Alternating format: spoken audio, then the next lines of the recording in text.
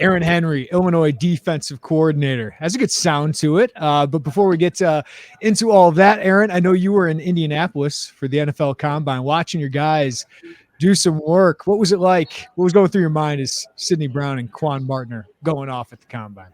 Dude, what I can tell you is like I'm not a parent yet, but it's just a feeling of exhilaration for those young men. You know, they work so hard over the course of their life, you know, and to finally see, like, I mean, literally the biggest interview that they've ever had in their life, right? For them to be in that moment and just absolutely dominate it, it was so awesome. It was so awesome, man. It was so awesome to see, so awesome to be part of. They were so thankful. I mean, that just speaks to the type of young men they are. And I've just been so blessed and encouraged to be around them, and it was truly something that was kind of mesmerizing. That was my first time going to the combine. I had never been to the combine for any reason, you know. It's you see a lot of people, see a lot of teams there, but just to have players there and perform the way they did, they absolutely lit it up. What is the feedback you're getting, Aaron, and what's kind of the feedback you're giving teams? I don't know how much you're talking to them compared to Brett, but what is the word on how these guys are valued? Full disclosure, I've spoken to all 32 NFL teams. All right, I have the luxury to have a bunch of friends who are DB coaches that I personally know and have had relationships with for years prior to coming here, and so. You know, I will say this. What Kirby Joseph did, I think Kirby Joseph kind of set the standard, you know, because people will call me about him and you tell them, right? And they ask every question you can think of, right? Like, how does he learn? How's his personality? And you tell him what kind of kid he is and how awesome he is and how he should be utilized. And it just took one team, right? The Detroit Lions. Detroit Lions, they end up getting them. And what Kirby did this year is no surprise to nobody in this building, because guess what? He did it while he was here. He did it every day at practice. But it's blown everybody else's mind. Like, where did this kid come from? That kid's always been that way. Well, guess what? We got 3 more, right? For sure that are going to be drafted, right? And I mean, you think about Kendall Smith, right? Think about Dark Angelo, right? We got a team full of guys who made a bunch of plays, right? And who have the skill set and ability. And you just try to be real with these teams, because the goal is to try to keep them coming back, right? You try to be real with them. You try to be transparent with them. And I think something that all of these young men have, right? They're all highly intelligent in their own right? They all prepare for the game the right way. And they're all pros, man. Like we don't try to, our guys, and I'm not saying that they won't, but we try to prepare our guys while they're here to be pros, so that when they get to that next level, they can go in there and have success. You know, like it's no shocker that Coach B has had a bunch of players playing in the NFL who have been successful when they've gotten there. Why? Right? It's the kind of program that we have. It's the kind of culture that we've built. It's the kind of strength and conditioning staff we have. You know, so you cultivate a culture of doing things the right way and preparing these young men for the next level. I mean, people are asking what's going on up here, right? My obviously my phone has been blowing up. Like, Coach, what are you guys doing? Just all you gotta do is hit play, bro. So all you gotta do is hit play. Just watch the tape, right? See what we're doing, see how we're doing it. Guys are playing hard. We're getting guys to play really hard, right? We're recruiting the right guys. I know these guys were already here, but you know, for these guys to have the season that they've had the last couple of years, I think it just speaks to the development and culture that we have in this place. And what do you think you guys are saying about your defensive back room at Illinois? And what kind of precedent does that set for the young guys who are going to step into that role and see the success that some of those guys in front of them have had? Well, one of the main things I've been preaching to our younger players, especially our young DBs, is, right, you guys have had a firsthand experience what it's going to be like to sit in a room with dudes who are going to go in the top 3 rounds. So what is your excuse? Right. So last week, right, we had a couple of guys show up late for class, right? That's unacceptable. All right. Kirby Joseph was never on no list. Quan Martin was never on no list. Sidney Brown was never on no list. Spoon, occasionally, right? That's the exception, right? Occasionally. You know what I'm saying? But like, there's an expectation, an absolute expectation to be on time to everything, to show up for everything, and we're not going to do it your way. You know why? Because your way doesn't work. We're going to do it our way. Because our way is going to afford you the luxury to have an opportunity to play at the next level. All these guys had ability when they got here. All right. But it was our job to help them maximize it. Like all of them had ability. Don't get like we didn't create them. Had the good Lord when they came out of their parents' womb, right? The good Lord created them to have some ability. But how do you maximize that? Because every school and university has players with ability, right? There's 5 stars, right, in this draft class who are highly recruited coming out, right? Who are top guys coming out of high school, and their names not being mentioned in this draft. Why? Right? Why? It's because somewhere along the way, right, they were good enough to get by with things. They were good enough to do the bare minimum because they fully relied on their athletic ability, right? They didn't outwork people, right? They didn't out-prepare, right? Maybe and maybe not. They showed up for class on time, but we run a tight ship here, man. We run a really tight ship here, and it's been a crescendo to build this thing. And the last thing we want to do is, one, bring the wrong young man in here. But I think what you guys are seeing is we're not having a lot of transition in terms of guys wanting to leave and get into the portal. When they are, it's because they want to play, right? And you can't really blame them. And so I think we foster an environment of one, having great relationships with our guys, and I think 2, developing them. I think anytime you can do that, you got a special recipe. But we're just trying to be as transparent as we can with a lot of these NFL coaches, these NFL GMs, right? We got the DB rooms closed off today, right? Because we got meetings from 2:00 to 10:00 tonight, right? These cats are still being interviewed, right? They're still going through the process, and so we want to put them in the best environment. And a lot of these teams, I think once the season was over, like, why did a lot of their buzz pick up, right? Because people don't traditionally are enamored by Illinois, right? Like if it was another prominent school historically, maybe they would have, but right, like people started watching the tape, right? They start seeing the statistics, and now all of a sudden, when you turn on that film, it's clear and apparent like why we were good, So, I mean, Devin Witherspoon is like example number 1 of that. He was getting buzz, and after the season, it's top 15 or higher. What is it like, Aaron, for you and Brett, just see Devin go from where he was when you got here, a guy trying to, like Tony Adams was your number 1 corner your first year, and then to see him kind of step into where he's at now and navigate this water?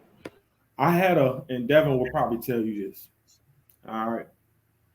When I first got here, you always have that one player who is like your hard-headed child, right? You always have that one player. He's just a little hard-headed, right? But that's fine, right? Because there's an element to development, right? Whether it's a relationship or your skill set. And me and Devin, between the time that we were together, we had a real heart-to-heart, like a real one. We had a couple of them, but it was one particular one, right, where I looked him in his face, all right, and I told him that he was sitting on a lottery ticket. All right, I told Devin Witherspoon he was sitting on a lottery ticket, and I meant that with every bone in my body. Why? All right, because as his coach, I could easily watch practice, right? I could easily watch games and see the innate ability that the kid had, like the young man had. It's clear as day, right? But I knew that if Devin didn't do what he was capable of doing, he could easily be sidetracked, and it's clear that, right? So my challenge to Devin going into this last year was, bro, you're a really good player, but, right, you never been a first team all Big Ten corner. Why? Right? You had never finished the season prior to this year. Why? You know what I'm saying? Like if you're as good as I think you are, your name, your picture, your jersey should be all over this building by the time you leave here. So what are you going to do to make sure that happens? All right. Took 6 months. Took it absolutely 6 months, right? He for whatever reason, right, that particular conversation we had, he locked in for 6 months and he literally changed his life. You know what I'm saying? And so, like, just to see it come to fruition, man, I talk to Devin's mom. I talk to Devin's mom probably once a week, and when I tell you the joy on her face and in her voice is absolutely incredible, you know. And that's just one of a handful of stories, you know, and like, but that's that wouldn't have been established if me and Devin didn't have a relationship. You know what I'm saying? Like, I think a lot of these coaches in this profession get this thing twisted because they're trying to be Dick LeBeau, right, and be an awesome coach and not have a relationship, right? Like, again, if I can give people one piece of advice, college coaches, one piece of advice: these young men are closer to high school than they are the pros. All right, so they're going to make mistakes. You got to see them through their mistakes, right? I get it. This is a results-based business, right? We get paid top dollar to perform, but anytime you got a talent like that, right? Like you try to meet him where he is and help him, right? And Devin wasn't a troublemaker or nothing. It was just small things, right? Small things that could have kept him from reaching his ceiling on the field, right? And my job, I wanted him to reach that ceiling, and he wanted to reach that ceiling, and so we both were on the same page. And you guys just saw the culmination of that through the season, you know, like what he was doing, you know, like I think once the season was over, teams actually started watching Illinois football, right? Watching our film. And therefore you start getting a lot of phone calls about what's going on. I feel like I could talk about these guys that are going to the pros for a really long time. Aaron, obviously the previous staff deserves some credit for finding these guys, recruiting these guys. But what do you think it was about what you, Brett, Ryan all brought in that got them the most out of them and got them to this point where, as you said, I mean, I'm seeing they're projected all to go in the first 3 rounds. Yeah, no, like, and I didn't know a lot of guys from that previous staff outside of D-line coach. The previous staff deserves a ton of credit, right? They did a phenomenal job of finding these dudes, man. Like, it's clear that we had some talent on this roster when we got here. You know what I'm saying? But I think that, you know, like, I think our job when we first got here, we were trying to find who was supposed to be on the bus. Right. If we're all headed to one destination, right, which is in pursuit of a Big Ten championship, right? How do we make sure we have the right people on the bus to head to the Big Ten championship, right? So you got to make sure you establish a culture, right? And along the way, right, some guys decide to leave, whether it's be graduation or transfer portal, right? Some guys decided that they wanted to go somewhere else or that this wasn't the place for them or the program. Fine, right? Once we decided and found the right guys that was on the bus, right, I think what we did a really good job at is deciding what seat these guys belong in, i.e., which position they should play, right? I.e., how can we help them maximize their ability, right, within the frameworks of our defensive system.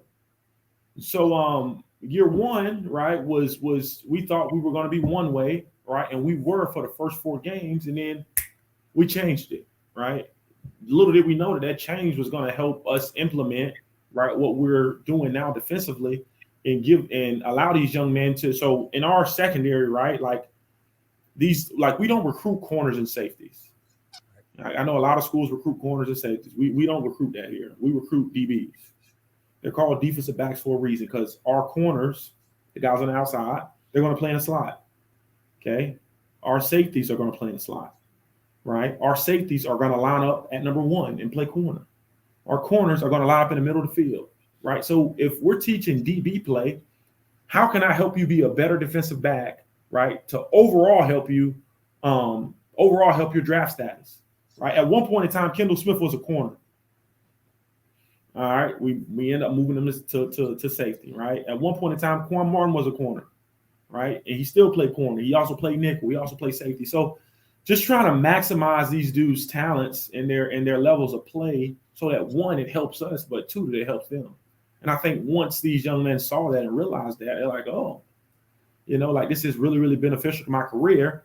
It helps us in recruiting, right? It helps us with our players on our roster. And overall, the goal is to play great defense. You know, it helped us play great defense at the end of the day. Well, Aaron, you have now been the DC for almost 3 months now. I don't know if you change offices because I don't know if the offices are any bigger or smaller based on where you're at. But what is the process of taking over at that position after you're promoted? Like, what changes for you, or how do you kind of implement and put a stamp on those things day to day? Yeah, I did change offices, not to my liking, but I did change offices. I think the biggest thing that I've always wrestled with in taking a new position, right? Like obviously being a defensive coordinator, is I have to learn how to delegate. Mm-hmm. Like I personally have to learn how to do that. I struggle with doing that. It's hard. I'm the same way. It is extremely hard. Like, you know why? Because when I was a GA, I did things a certain way, right? When I became a full-time coach, right? This was the first time last year, or my first year I got here was the first time I actually had like a GA, right? I had somebody like work. So I've just always just done things my own, you know, and so now you step into this new role, and you know, it's different because you have to obviously oversee everything, you know, and you have to coordinate everything, right, and make sure everybody's on the same page. But I can tell you this, and I mean this with every bit of my soul. We're going to look back in 10 years, 5 years. I'll say 10 for the sake of being 10 years. All right. And you're going to ask, how in the hell were these 5 dudes together? These 5 coaches, these GAs were in this room, right? Because there's going to be multiple D coordinators come out of the room. There's going to be multiple head coaches come out of the room. And you guys are going to sit back and laugh. And guess what? Guess who they had on their roster? Right? It's going to be a couple of all pros on there, right? It's going to be a couple of Pro Bowlers, right? Maybe some Hall of Famers. Like, we're going to sit back and laugh. I genuinely believe, right, that last year we had freaking obviously head coaches and D coordinators on our staff. I genuinely believe this year we got the same exact thing. I mean, I'm so fortunate because I'm not doing this alone. I got a lot of help, man. I got a lot of help. Coach Jameson, right? Co-defensive coordinator, awesome, right? A lot of help. That dude's going to be a D coordinator. That dude's going to be a head coach. Probably the most detailed human being I've ever been around. Andy Boo, all right? Andy Boo is our secret weapon. All right, Coach Boo has been a lot of places, right? But that's an important dude. That's a really, really important guy, right, to help me, right, navigate this thing, because he's seen a lot, right? His experience, what he brings to the table, you can't put no price tag on that, right? Antonio, right, our new DB coach, right? Antonio was in my wedding. There's nobody I trust more than that cat, just because we played together. Right, I hosted Antonio on his official visit. You talking about like a real brotherhood? Like that's my guy. You know what I mean? Like that's obviously he was a player for coach as well. But you're talking about somebody you trust, the camaraderie that we have, right? Charlie Bullen, right? To a lot of people, Charlie Bullen is like the outlier, right? Because none of us knew him. Not for long, dude. When I tell you special, right? That his flavor, his flair, what he brings to the table. He's a we guy, you know, like he's always including the greater good of our room. Like, man, like special people, like we'll be lucky, man. We'll be lucky to keep this staff together, right, for 3 years. We'll be absolutely lucky. And we got some special cats, man. We got some special cats in that room. And I ain't even get into the GAs and the analysts, right, that you guys may not know about, that put in the work, that don't leave this building, that don't sleep, you know what I'm saying, so we can be successful. And so like I know I have the title per se, but this ain't about me, right? This ain't about Coach Henry. I got some great dudes backing me, you know what I'm saying, who make this thing, who are gonna make this thing really, really strong. We're gonna have the ability to put our stamp on it, right? Like this is gonna be the 2023 Illinois defense, right? Like we're gonna be the 133rd defense in school history, right? It's gonna be a time. I'm glad that the expectation level has risen. You know what I'm saying? Like at one point in time, there was no expectation for Illinois to play good defense. Well, now I hope people still expect that, because we do. And I don't know how much more you can learn about Antonio, given how far back you two go with one another. But what have you learned about him, working with him day to day? And then what's the biggest thing you've learned about Charlie over these last few months? Well, I think with Antonio, man, like You know, I remember when he first got in the profession, you know, like I saw him from a high school player to deciding, he was literally deciding, right, if he was going to go to a smaller school in Florida or he was going to come to us to play in the Big Ten at Wisconsin, right? Like that was hard for him because he's from Florida, right? He wanted his mom to see him play, and so obviously him making that transition to come up there with us, you know, like seeing him from that stage to right. Antonio was a coordinator at one point in time in his career, right? Smaller school, but he has coordinator experience, right? Like that's massive. That's massive because it's hard to replicate, right? Those game-like settings, right? Whether you have been a coordinator at the high school level or the college level or the pro level, it's just hard to have that experience of calling it, and he's done it. You know what I'm saying? So he has a lot of that experience. But like, what's been so cool for me is to see him from former teammate to now. Now we work together. You know what I'm saying? Now we're partners in this thing. You know, and like I watched this cat buy his first home. Like, think about that, bro. Like, I watched him buy his first home, bro. Like that has been the coolest part. You know what I'm saying? Like, his son is so freaking athletic. We might be offering him here real soon. And I think he's still in middle school. You know what I'm saying? And so like that's what's been the really, really cool part about having him up here and being around. So, and I think with Charlie, you know, what's been really cool is, right, Charlie's obviously a native of Illinois, but one of the main things we were looking for in this process was who can teach, right? Like the guy is a masterful teacher. Like I learned I learned the Arizona Cardinals defense in an hour sitting down talking with him. Like he is that good. Like he is that brilliant. You know what I'm saying? And so on top of that, not only is he a good teacher, right? Like he's built relationships with our players like that. You know, like this dude has 3 daughters, right? So he it's a care factor there and caring for people. You know what I'm saying? And so like I think anytime you take that on top of being coupled with him being from the state of Illinois, right? Like, dude, I wish you guys can be flies on the wall in our staff meeting. Right? I'm willing, Aaron. Yeah, if you're opening the door, we'll be. No, I'm not opening the door, but I wish you guys can be flies in there just because like these are real relationships that are being cultivated, man. Like in short periods of time, and like you're talking about spending time with each other outside of this. You know what I'm saying? Like we spend we're not just office mates, right? Some people are office. We're not just, we spend time with each other outside this building, and that's the secret. You want to know the secret? The secret is spending time with each other's families outside of this building. That's how you're able to connect really, really fast. Because guess what, right? If I go to Andy Boo's son's basketball game, right, or I go to his birthday party, it just means a little more, man. It just means a little more. It just means that, right, like it's going to be some times where it's rough, right? Things may not always go our way, or it may not fit, or some may be right, or we don't play well defensively. But if you know and understand there's a relationship that's been cultivated there, man, you look at that person a lot different.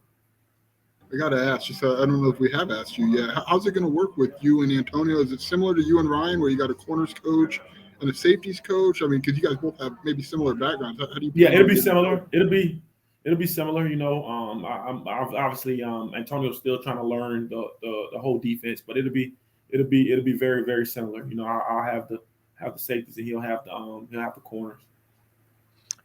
I want to ask you, Aaron, you got a lot of spots to fill in that secondary because you guys did such a good job of developing talent. But what do you think of the guys you got coming in, whether it's Sicario Harper or Caleb Patterson, and the guys returning that now are going to be counted on for bigger roles? Who are you expecting to take on those bigger roles? Well, I mean, think about this, right? Like nobody thought Devin Witherspoon was going to be the player he capable of being, right? The guy was added to the Thorpe Award watch list week 4, right? We knew Sidney was a good player. Right, we knew Quan had some ability, but it's gonna be a mystery until we know. I do believe that obviously Taz is the only one back there with actual game time experience. Strain has some game time experience, right? Xavier Sky has some game time experience, but you know, anytime you lose 3, possibly 4 potential NFL guys, right? It's I wouldn't say it's going to be hard. I would say it's going to be different, right? Because, right, Matt Bailey, All right, who would have thought Matt Bailey would come on and shine like he did? Well, he grew up really fast. Right, it's going to be somebody that we don't know about yet that's going to emerge out of this secondary that's going to be a household name. Right, who? No idea. Right, I hope it's all 5 of them back there. But like I think at the end of the day, it's just a matter of the goal is telling these guys today. The goal is in the secondary just to try to find out what seats these guys belong in. Right. And so we're going to spend all spring ball trying to figure out where they belong. All right. We're going to ask some guys to play nickel. We're going to ask some guys to play free safety, to play boundary safety. We're going to move some pieces around just so we can find out what do guys excel at and help them excel at it. And so I wish I could pinpoint it, I wish I could tell you, like that it was going to be a certain guy, but I'm really excited about all these cats, man, to be honest with you, because I think all of them want the opportunity. I think all of them are going to embrace the challenge, right? Obviously, we're losing a lot of guys in the secondary, right? So naturally, people are going to say their secondary is not going to be that good. Well, why can't we be? Like, why can't we be better than last year, right? Who would have thought that after year 1 we would have been as good, right? And so it's a challenge. It's a challenge for obviously myself, our coaching staff, our players, and I think they're ready for it. Aaron, before we let you go, and really appreciate your time, we had some quick hitters just for fun before we let you go, if you're cool with that. My number 1 is what makes Florida DBs different, because you guys seem different.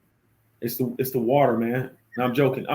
No, I would really say it's we have spring football. We have spring football, warm weather. We get to play football a lot longer than a lot of other states. I think similar places that have spring football, their players, they're just playing it a little longer. So naturally, I think if you just play something a little longer, I think you are going to be better at it. And then I think you culminate that with the sugarcane fields and the muck down there. And I mean, you know what? I truly don't know outside of spring ball, man. Like, just historically, they've always been really, really good, right? Like, I wish I could pinpoint it, but I would say spring ball has a lot to do with it. Who's the best Illinois player you went up against when you were at Wisconsin? If you I would say Juice Williams or Aurelius Ben. I would say one of those 2 cats, man. They were special. They were really, really, really special. Rashard Mendenhall was pretty good as well. But being in the secondary, right? I would say just Juice Williams presented nightmares as a quarterback, and then Aurelius Ben, he was so good on the outside, man. All right, Aaron, you've been in Champaign. You're going into your 3rd season here, so I expect this to be a pretty profound answer. Best place to get food in Champaign, or if you want to do a top 2 or 3. Best place to get food. Okay. Do I get an NIL deal for doing this? If you can secure one, we're not gonna. I mean, I'll take maybe like a percentage. Man, best place to eat food. So when I can't lie to you. So when I have anytime I'm most of our coaches take our players to like restaurants and stuff. When I have players over, I cater. All right, and it's this lady named Miss Tony. Her name is Miss Tony's Catering. Listen, when I tell you the best catering service I have ever had, her food. Listen, there is never any food left at my house. All right. Last time I had all the DBs over and some D linemen showed up, i.e. Johnny Newton, right? I had like 17 DBs. I ordered food for 100 people and all the food was gone. It wasn't close to 100 people, all the food was gone.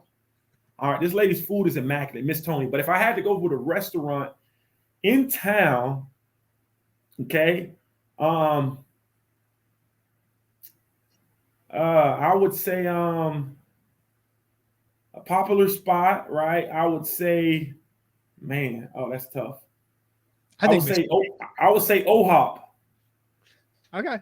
I would say OHOP. That's like a. I mean, that place is a staple here in town.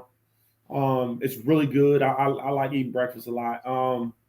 Man, I because it's on my way home, I go to Culver's quite a bit, man. It's a Wisconsin still. I know it's a chain, bro, but I go to Culver's a lot, man. Mill Street Blues is incredible. Absolutely immaculate. Big Grove is really good. What's the one place? The chicken and waffle place. Watson's. Oh my goodness, Watson's, man. How can I forget Watson's? Watson's so good. Oh my goodness, man. I don't know what they do to they chicken and waffles, bro. It's different. It's just really good. Watson's. Forgot about Watson's. But Miss Tony's Catering, shameless plug. Shout out.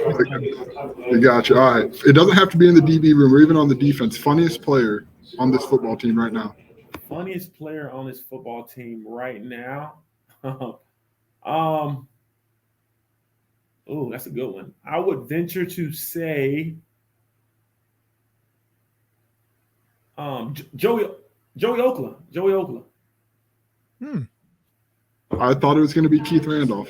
So on the defense, I would say it's Keith Randolph or Johnny Newton, depending on which day you catch him.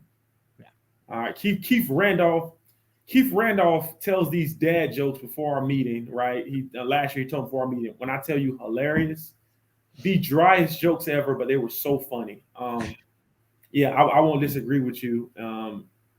And Keith Randolph is hilarious.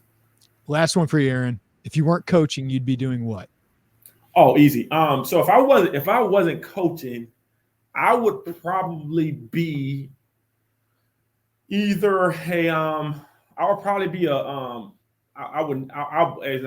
would be a missionary. I would travel the world and spread the gospel.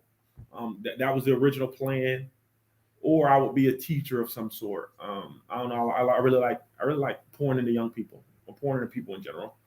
So I would definitely be a missionary or a pastor of some sort, or I'll be a teacher. Can I get one more? Shout out to all my teachers out there, man. Coach Henry loves you. If I can get one more, we're just going to assume your combine invite got lost in the mail from way back when. But what is I'm just going to assume your combine invite from way back when was lost in the mail somewhere. So had you gone, what is the Aaron Henry? What's the best part of that for you? Is it the interviews, or what on-field drill are you excelling at the combine? It will wanted to be the interviews. The interviews would be a grand slam. Right, get me on the board. That was my forte. The second thing was probably the on-the-field drills in the vert. My bench press was okay, but my 40, I was 4.5, right? I was a 4.5 guy, maybe a 4.6 on a bad day, but at my fastest probably would have been 4.5. But my vert was over 42. I think I was at 42. And the interviews would have been a piece of cake. Yeah, you're pretty good at these. Aaron Henry, Illinois defensive coordinator, gave us a half hour of your time. Aaron, I know you're busy, but people got hyped up, I'm sure, listening to you talk about not only the NFL draft guys, but spring ball. Appreciate the time, Aaron. Good luck. No, man. Thank you guys, man. Again, shout out to all those teachers out there. Coach Henry loves you. Appreciate every last one of you, you teachers, elementary, high school, middle school, college professors, right? The world will not function without you guys. Thank you.